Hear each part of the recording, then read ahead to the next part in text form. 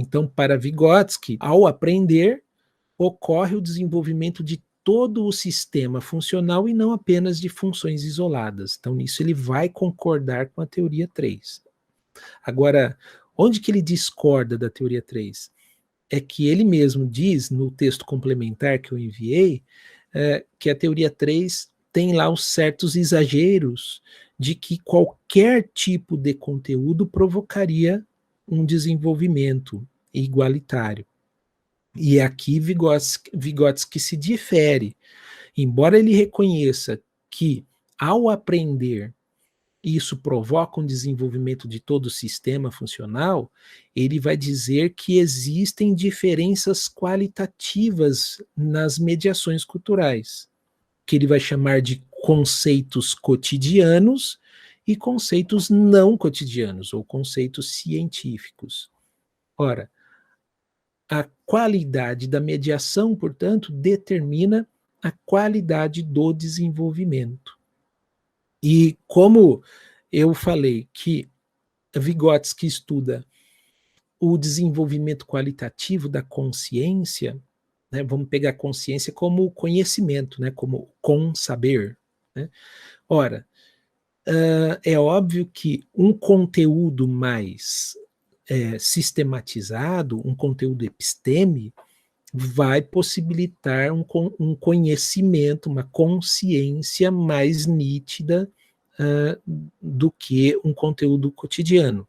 Ou seja, os conceitos cotidianos não desenvolvem o psiquismo humano no mesmo nível que os conceitos científicos. Essa minha frase não quer dizer que os conhecimentos do senso comum não provocariam desenvolvimento, não é isso. Mas eles não incidem, tal como os conceitos científicos, né, no desenvolvimento humano, né, de uma mesma forma. Então, essa é a crítica que ele faria à terceira teoria. A terceira teoria, o desenvolvimento integral do psiquismo se daria com conhecimentos cotidianos e não cotidianos. Para Vygotsky também. No entanto, Vygotsky vai diferenciar a qualidade desse desenvolvimento. Então, não esperemos um desenvolvimento qualitativamente maior sem conteúdos qualitativamente mais desenvolvidos. É aí que ele vai separar, né, o que a gente chama de conceitos cotidianos de conceitos não cotidianos. Né? Então, existe uma diferença, né? Ou conceitos científicos, né? Científicos, essa a diferença aí. Então, volto a dizer, os conceitos do senso comum, conceitos cotidianos, desenvolvem sim o psiquismo humano, mas não desenvolvem de tal forma como os conceitos não cotidianos. Porque, em última instância, o que o Vygotsky está preocupado? Ele está preocupado em saber como que se dá a inteligibilidade do real. Ou seja, como o nosso psiquismo se aproxima da realidade objetiva, em termos de representações mentais, né? O quanto mais nítida é essa imagem psíquica da realidade objetiva. Agora, essa imagem psíquica, ou essa representação mental, ela é qualitativamente distinta à medida que eu me aproprio de determinados conteúdos. É aí que psicologia histórico-cultural e pedagogia histórico-crítica também se aproximam, porque ambas as teorias defendem que a qualidade do desenvolvimento psicológico, ou, em outras palavras, né, a qualidade dessa humanização depende da qualidade do conteúdo. Enquanto Saviani defende os conteúdos clássicos, os conteúdos sistematizados, o episteme, né, onde ele faz aquela diferença de doxa, sofia e episteme, Vygotsky vai chamar de conceitos científicos e conceitos cotidianos.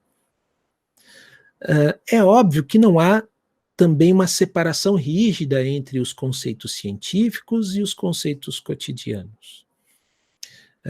Ocorre que os conceitos cotidianos são aqueles que nós nos apropriamos no senso comum. Mas eles são importantíssimos, porque sem eles nós não conseguimos nos apropriar dos conceitos científicos. Então, há a necessidade dessa base cotidiana para, inclusive, entendermos, né, um sistema de conceitos científicos. Não tem como, né? O próprio texto vai dizer, né? Seria ingenuidade a gente pensar que a criança já não vem com conhecimento de casa, na escola. Ela já vem com um conhecimento da matemática, ela já vem com conhecimento da geografia, mas são conhecimentos cotidianos. O que a escola faz, ou deveria fazer, né? Disponibilizar, dar acesso a conteúdos não cotidianos para, inclusive, instrumentalizar o aluno nas suas representações cotidianas. Nós também no ensino superior vamos, de fato, receber os alunos que têm toda uma experiência de vida. Ele já está apropriado de conteúdos doxa e conteúdo sofia. Inclusive, alguns alunos até participam mais da aula quando eles conseguem expor experiências de vida, né? E alguns deles tentam até fazer esse paralelo, né, entre, olha, o que você está ensinando seria isso aqui que eu estou fazendo, ou isso que eu faço no meu trabalho, né, etc. Então, aí a gente vai instrumentalizando essa pessoa. Né? Muitas vezes, o que ele entende, né, ficou muito longe, obviamente, e aí cabe nós, professores, mostrarmos, né, de fato, do que nós estamos falando, porque há uma tendência, e isso é todo ser humano, uma tendência de que, diante de um novo, né, diante de um conteúdo novo, nós fazermos assimilações com o que a gente já sabe. E aí, o perigo e é isso nós temos que ficar atentos, o perigo é o nosso aluno se apropriar de determinados conteúdos e tentar compreendê-lo somente a partir do Sofia, né? A sua experiência de vida. A gente tem que alargar, né, né? Falar, olha, não, isso é muito mais do que isso. Né? Quer ver, quando eu dou formação para professores, né, de ensino fundamental, ensino médio, muitas vezes um aspecto teórico, o professor, a professora muitas vezes vê isso muito longe da sua prática educativa, né? Então a participação deles eu vejo assim, é sempre focado assim, olha, eu tenho um aluno lá na minha sala, né, o Joãozinho, que ele está assim, assim, assim, o que eu faço? Né? Então, a gente corre o risco de, numa formação de professores, simplesmente fazer aquele momento um momento muito instrumental, né, onde o professor se apropria de determinados conteúdos para resolver problemas isolados. Né? O que eu tenho insistido é que a teoria nos ajuda a generalizar. Ou seja, quando você entende a teoria, você consegue aplicá-la em diversas situações. E não só lá do aluno, do Joãozinho, da Maria. Né? Então, mas esse é um grande desafio, porque para fazer isso, há necessidade de um alto nível de abstração. Lembra? No sentido de se distanciar da cotidianidade para analisá-la. Agora, muitos professores acabam, numa formação, acabam puxando para a própria cotidianidade dele na sala de aula, né? Não, então, a gente tem que fazer todo um processo, né, de abstração e concreção para que, de fato, os professores se apropriem dessa teoria para auxiliá-lo posteriormente no seu próprio trabalho educativo. Isso não é fácil, mas isso é necessário justamente pelo que a Karen iniciou a pergunta dela nesse segundo bloco aqui, que é o processo de psicologização. Porque senão fica o professor aqui como psicólogo e aí alguém fala, eu tenho um caso, que eu faria nesse caso? Aí parece aqueles programas de televisão, né, que fica o psicólogo dando conselho para os casais, né, e tal, o que fazer e tal. Mas veja, o que a gente quer é muito mais do que isso, né? A gente quer que o professor entenda, de fato, as contribuições da psicologia para que ele possa aplicar no seu trabalho, não virar um psicólogo, virar, né? Esse um ponto aqui que talvez seja um dos principais desafios.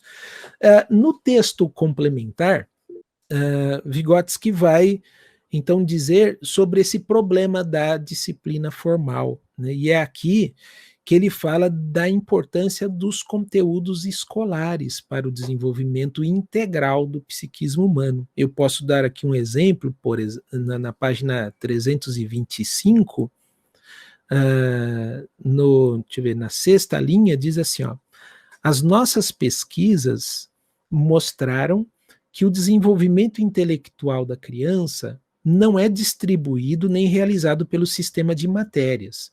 Não se verifica que a aritmética desenvolve isolada e independentemente umas funções, enquanto a escrita desenvolve outras.